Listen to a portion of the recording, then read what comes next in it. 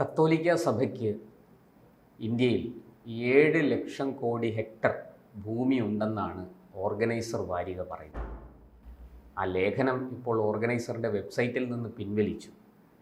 കഴിഞ്ഞ ദിവസം ഒരു ശശാങ്കൻ ദ്വിവേദി എഴുതിയ ലേഖനത്തിലാണ്, വെബ്സൈറ്റിൽ പ്രസിദ്ധീകരിച്ച ലേഖനത്തിലാണ് ഈ വിവരം പറയുന്നത്. പക്ഷെ വലിയ തോതിൽ എതിർപ്പ് ഉയർന്നപ്പോൾ ആ ലേഖനം പിൻവലിച്ചു.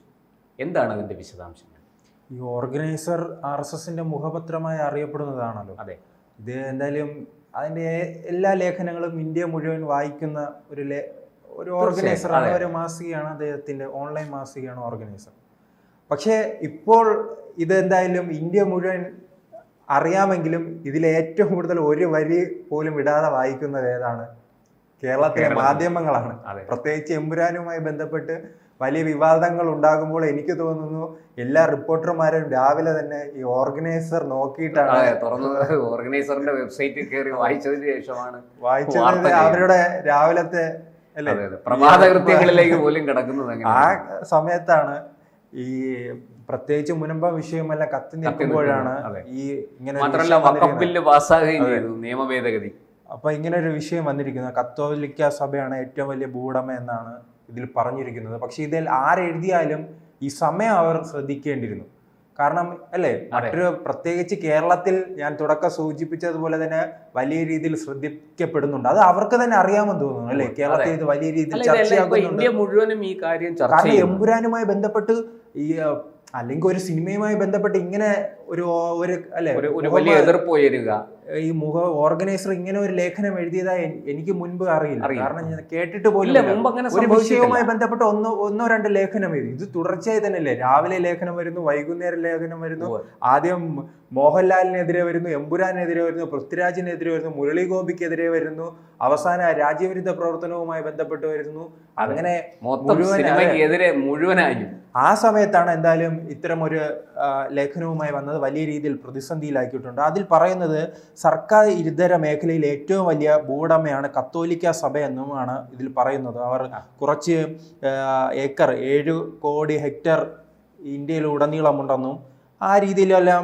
അതോടൊപ്പം തന്നെ മറ്റൊരു കാര്യം, ഇന്ത്യയിൽ ആരാണ് ഏറ്റവും വലിയ ഭൂവുടമ എന്ന തലക്കെട്ടിലാണ് ഇത് പ്രസിദ്ധീകരിച്ചിരിക്കുന്നത്. അതോടൊപ്പം തന്നെ കത്തോലിക്ക സഭയുടെ ആകെ 20,000 കോടി രൂപ വിലമതിക്കുന്ന സ്വത്തുക്കൾ ഉണ്ടെന്നാണ് റിപ്പോർട്ട്. അതിൽ 2012 കണക്കെല്ലാം അവർ സൂചിപ്പിക്കുന്നുണ്ട്.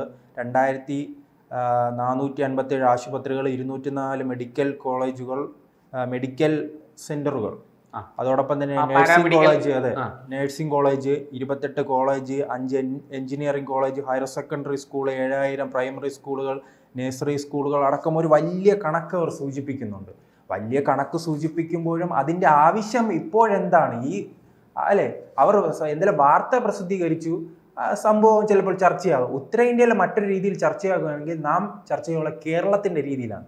കേരളത്തിൽ എന്തായാലും ന്യൂനപക്ഷങ്ങളെ, പ്രത്യേകിച്ച് ക്രൈസ്തവ ന്യൂനപക്ഷങ്ങളെ തങ്ങളിലേക്ക് അടുപ്പിക്കാനായ RSSഉം അതോടൊപ്പം തന്നെ BJPയും വലിയ ശ്രമം നടത്തുന്നതിനിടയിലാണ് ഈ ലേഖനം വന്നത്. ഇത് വലിയ രീതിയിൽ തന്നെ പ്രതിസന്ധിയിലാക്കിയിട്ടുണ്ട്. കാരണം BJP എന്തായാലും കേന്ദ്രത്തിൽ നരേന്ദ്രമോദിയും അമിത്ഷായും വന്നതിന് ശേഷമാണ് അവർ മനസ്സിലാക്കിയത്, 14 ശേഷമാണ് അവർ മനസ്സിലാക്കിയത് കേരളത്തിൽ അധികാരത്തിൽ വരണമെങ്കിൽ ഏതെങ്കിലും ന്യൂനപക്ഷത്തിന്റെ വോട്ട് വാങ്ങിയാൽ മാത്രമേ അധികാരത്തിൽ വരാൻ കഴിയൂ. അവർ അപ്പോഴേക്കും കേരളത്തിലെ നേതാക്കൾ ചൂണ്ടിക്കാട്ടുന്നത് അതിന് കഴിയില്ലെന്നാണ് പറയുന്നത്. അവർ കഴിയില്ലെന്ന് പറയുമ്പോഴും അമിത്ഷായും നരേന്ദ്രമോദിയും ഉൾപ്പെടെയുള്ളവർ ചൂണ്ടിക്കാട്ടാൻ ഗോവയും മറ്റ് കിഴക്കൻ സംസ്ഥാനങ്ങളും ഉൾപ്പെടെ അവർ ചൂണ്ടിക്കാട്ടിയാണ് പറയുന്നത്. ഈ സംസ്ഥാനങ്ങളിൽ 50% ന്യൂനപക്ഷങ്ങളുള്ള സംസ്ഥാനങ്ങൾ ഉൾപ്പെടെ BJPക്ക് അധികാരത്തിൽ എത്താൻ കഴിയുമെങ്കിൽ എന്തുകൊണ്ട് കേരളത്തിൽ അധികാരത്തിൽ എത്താൻ കഴിയുന്നില്ല, ക്രൈസ്തവരുടെ വോട്ട് വാങ്ങാൻ കഴിയുന്നില്ല എന്ന ചോദ്യം ഉന്നയിച്ചുകൊണ്ട് കേന്ദ്രത്തിന്റെ ഇടപെടൽ കൊണ്ട് തന്നെ ആദ്യം അൽഫോൺസ് കണ്ണന്താനം മന്ത്രിയായി വരുന്നു. പിന്നീട് പല ക്രൈസ്തവ നേതാക്കളും ടോം അടക്കമുള്ള നേതാക്കൾ BJPയിലേക്ക് വരുന്നു. പിന്നെ അത് തുടർച്ചയാണ്. അല്ലാതെ ഒരു CPMന്റെ ചില സ്നേഹമുണ്ടല്ലോ, ഇടയ്ക്ക് ശബരിമലയ്ക്ക് ശേഷം ഒന്ന് ഹിന്ദുവിനെ പ്രണയിക്കും, അതിനുശേഷം അത് മുസ്ലിങ്ങളുമായി ബന്ധപ്പെട്ട് ഈ തെരഞ്ഞെടുപ്പിന് മുമ്പ് ഗാസയെ പ്രണയിക്കും,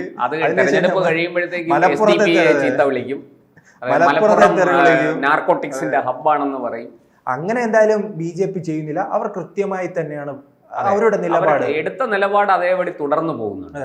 പിന്നീട് നാം കണ്ടതാണല്ലേ, ക്രിസ്മസുമായി ബന്ധപ്പെട്ട് സ്നേഹയാത്ര നടത്തുന്നു, ഈ ബിഷപ്പുമാരെ സന്ദർശിക്കുന്നു, അതോടൊപ്പം തന്നെ അവരുടെ നേതാക്കൾക്ക് പ്രാധാന്യം നൽകുന്നു. അതിൽ ഏറ്റവും പ്രധാനപ്പെട്ടത് ഈ രാജീവ് ചന്ദ്രശേഖർ പ്രസിഡന്റായി അധികാരമേൽക്കുന്ന ദിവസം ഉണ്ടായിരുന്നല്ലോ, അന്ന് സുരേന്ദ്രന് ഒരു പ്രസംഗം ഉണ്ടായിരുന്നു. സുരേന്ദ്രന്റെ പ്രസംഗത്തിൽ അദ്ദേഹം കൃത്യമായി തന്നെ പറയുന്നുണ്ട്, ഈ ക്രിസ്ത്യൻ ന്യൂനപക്ഷങ്ങൾക്ക് ഞങ്ങൾ വലിയ പ്രാധാന്യം നൽകിയിട്ടുണ്ട്. 30 ജില്ലാ പ്രസിഡന്റിൽ 3 ജില്ലാ പ്രസിഡന്റുമാർ ക്രൈസ്തവരാണ്. അതിൽ ഒരു ജില്ലാ പ്രസിഡന്റ് തൃശ്ശൂരിലാണ് അല്ലേ. തൃശ്ശൂരിലെ നഗരപ്രദേശത്ത് സുരേഷ് ഗോപി എന്ന MP ഉള്ള, ആദ്യമായി തന്നെ ചരിത്രത്തിൽ ആദ്യമായി BJPക്ക് ഒരു MP ഉള്ള സ്ഥലത്താണ്, 1,00,000 വോട്ടിന്റെ ഭൂരിപക്ഷത്തിൽ ജയിച്ച ആ സ്ഥലത്താണ് ഞങ്ങൾ ഒരു ക്രിസ്ത്യാനി ജില്ലാ പ്രസിഡന്റ് ആക്കിയിരിക്കുന്നത്. അതായത് അതോടൊപ്പം തന്നെ പ്രത്യേകിച്ച് ഈ കോൺഗ്രസും ഈ CPM അങ്ങനെ ചില പിന്നോക്ക വിഭാഗത്തെല്ലാം പാർട്ടിക്ക് സ്വാധീനമില്ലാത്ത ഏതെങ്കിലും ഒരു ചെറിയ സ്ഥലത്ത് കൊണ്ട് അവരെ പദവിയിലെടുക്കും, തോക്കുന്ന സീറ്റ് കൊടുക്കും. ചെറിയ ഫിലിപ്പിനെയൊക്കെ കൈകാര്യം ചെയ്തത് അങ്ങനെയാണല്ലോ. അപ്പൊ അങ്ങനെയൊന്നുമല്ല, BJPക്ക് ഒരു അവസരം കിട്ടിയപ്പോൾ ഒരു പ്രധാനപ്പെട്ട ഒരു സ്ഥലത്ത് അതെന്തായാലും ഈ RSSന്റെ മുഖമാസിക തിരിച്ചറിയണമായിരുന്നു. കാരണം BJPയുടെ നേതാക്കൾ ഉൾപ്പെടെയുള്ളവർ അതിന് 2 കാരണങ്ങളുണ്ട്. ഒന്ന്, ഈ ഉത്തരേന്ത്യയിൽ നമ്മൾ ഈ മനസ്സിലാക്കേണ്ടത് കത്തോലിക്ക സഭയല്ല അവിടുത്തെ പ്രതി. വാസ്തവത്തിൽ ഈ കത്തോലിക്ക സഭയുടെ മറപിടിച്ചുകൊണ്ട് പ്രൊട്ടസ്റ്റന്റുകൾ, ഈ പെന്തക്കോസ്തുകാർ, അതുപോലെയുള്ള സുവിശേഷക്കാരുണ്ട്. അവരാണ് വലിയ തോതിൽ മതപരിവർത്തന ശ്രമങ്ങൾ നടത്തുന്നത്. എന്ന് മാത്രമല്ല, അവർ ഈ ഹിന്ദുക്കളായ ആൾക്കാരെ വളരെയധികം ആക്ഷേപിച്ചുകൊണ്ട് അവരുടെ ദേവതകളെയും അവരുടെ ദൈവങ്ങളെയും ഈ ക്ഷേത്രങ്ങളെയും ഒക്കെ ആക്ഷേപിച്ചുകൊണ്ട് പലതരത്തിലുള്ള പ്രചരണ പരിപാടികൾ നടത്തും. അങ്ങനെ പലതും വാഗ്ദാനം ചെയ്ത് പ്രലോഭിപ്പിച്ചും ഭീഷണിപ്പെടുത്തിയൊക്കെ പലതരത്തിലും മതപരിവർത്തനം നടക്കുന്നുണ്ട്. എന്നാൽ അതേസമയം ഈ മുഖ്യധാര സഭകൾ, ഇപ്പോൾ കത്തോലിക്ക സഭ, മലങ്കര സഭ, ഓർത്തഡോക്സ്, ഇങ്ങനെയുള്ളവർ, സുറിയാനി ക്രിസ്ത്യാനികൾ, ഇവരൊന്നും ആ തരത്തിൽ പ്രവർത്തിക്കുന്നില്ല. എന്നും മാത്രമല്ല, ഇപ്പോൾ നമുക്ക് അഹമ്മദാബാദ്, ബോംബെ, ഡൽഹി, അതുപോലെയുള്ള പല സ്ഥലങ്ങളിലും വലിയ പട്ടണങ്ങളിലൊക്കെ ഈ സഭകൾ പ്രവർത്തിക്കുന്നുണ്ട്. അവരുടെ ഈ പറഞ്ഞതുപോലെ ആശുപത്രികളുണ്ട്, സ്കൂളുകളുണ്ട്, കോളേജുകളുണ്ട്, മെഡിക്കൽ കോളേജുകളുണ്ട്. ഇവിടെയൊന്നും ആ തരത്തിലുള്ള മതപരിവർത്തന ശ്രമങ്ങൾ ഇപ്പോഴില്ല. വളരെ പണ്ടതുണ്ടായിരുന്നു. പക്ഷെ കാലം മുന്നോട്ട് പോകുന്തോറും അവരതെല്ലാം മാറ്റിവെച്ചിട്ട് ഒരു ഇന്ത്യൻ സംസ്കാരത്തോട്, ഭാരതീയ പാരമ്പര്യത്തോട് കൂടുതൽ അടുക്കാനും അതുമായിട്ട് ഇഴുകിച്ചേരാനും ശ്രമിച്ചു. തത്ഫലമായിട്ട് അവർ തമ്മിലുള്ള സംഘർഷം വളരെ കുറഞ്ഞു വരികയും വളരെ ഒരു രമ്യമായ രീതിയിൽ സമാധാനത്തോടു കൂടി കാര്യങ്ങൾ നടന്നു പോവുകയും ചെയ്യുന്നു. പക്ഷേ ഈ പറയുന്ന പ്രൊട്ടസ്റ്റന്റുകളും സുവിശേഷക്കാരുമൊക്കെ ഇപ്പോഴും വലിയ തോതിൽ മതപരിവർത്തനം ചെയ്യുന്നുണ്ട്. അവർക്കതിന് വിദേശത്തുനിന്ന് പണം വരുന്നുണ്ട്. പ്രത്യേകിച്ചും അമേരിക്ക പോലുള്ള രാജ്യങ്ങളിൽ നിന്ന് ഫണ്ട് വരുന്നുണ്ട്. ഇതാണ് ഓർഗനൈസറിനെയും RSSനെയും ചൊടിപ്പിക്കുന്നത്. അവർ പറയുന്നത് നിർബന്ധിത മതപരിവർത്തനമാണിത്. പ്രലോഭിപ്പിച്ചും ഭീഷണിപ്പെടുത്തിയും ഒക്കെ ചെയ്യുന്ന ഈ മതപരിവർത്തനം അംഗീകരിക്കാൻ സാധിക്കില്ല. അത് നമ്മുടെ ഇന്ത്യൻ പാരമ്പര്യത്തിൽ അതാണ്. അത് പറയുമ്പോഴും ഇതിന്റെ സമയം മാറിപ്പോയിട്ടുണ്ടോ? ഓർഗനൈസർ കുറെ കൂടെ തന്ത്രപരമായിട്ട് ആ വിഷയത്തെ അഡ്രസ് ചെയ്യണമായിരുന്നു. അവർ ചെയ്യേണ്ടിയിരുന്നത് കത്തോലിക്ക സഭയെ കുറ്റപ്പെടുത്തുന്നതിന് പ്രത്യേകിച്ച് മുനമ്പും എല്ലാം വലിയ രീതിയിൽ ചർച്ചയായി നിൽക്കുമ്പോൾ നിയമമന്ത്രി തന്നെ ഈ വഖഫുമായി ബന്ധപ്പെട്ട് പാർലമെന്റിൽ സംസാരിക്കുമ്പോൾ കേരളത്തിലെ ക്രൈസ്തവരെ കുറിച്ചാണ് പറയുന്നത്. മുനമ്പം മാത്രമല്ല, മുനമ്പത്തെ ക്രൈസ്തവ വിഭാഗങ്ങൾ 600-ലധികം ക്രൈസ്തവ വിഭാഗങ്ങൾ ഈ കിരാത നിയമം കൊണ്ട് ബുദ്ധിമുട്ടുന്നതായി അദ്ദേഹം എടുത്തു പറയുകയാണ്. അതിൽ ഏറ്റവും പ്രധാനപ്പെട്ടത് അതാണ് വീണ്ടും സൂചിപ്പിക്കുന്നത്. മുനമ്പത്തെ ക്രൈസ്തവ കുടുംബങ്ങൾ 600-ലധികം എന്ന് പറയുന്ന ഒരു സാഹചര്യത്തിലാണ് ഈ ശ്രദ്ധക്കുറവ് മൂലം വലിയ രീതിയിൽ പ്രതിസന്ധിയിലാക്കിയിരിക്കുന്നു. ഇപ്പൊ എന്തായാലും രാജീവ് ഉൾപ്പെടെയുള്ളവർ പ്രതികരിച്ചിട്ടുണ്ട്, അത് പിൻവലിച്ചിട്ടുണ്ട്. അതെ, ഓർഗനൈസറിൽ നിന്ന് ആ ലേഖനം പ്രത്യേകിച്ച് കേരള നേതാക്കൾ തന്നെ വലിയ രീതിയിൽ ജാഗ്രത പാലിച്ച് മുന്നോട്ട് പോകുന്ന ഒരു സമയമാണ്.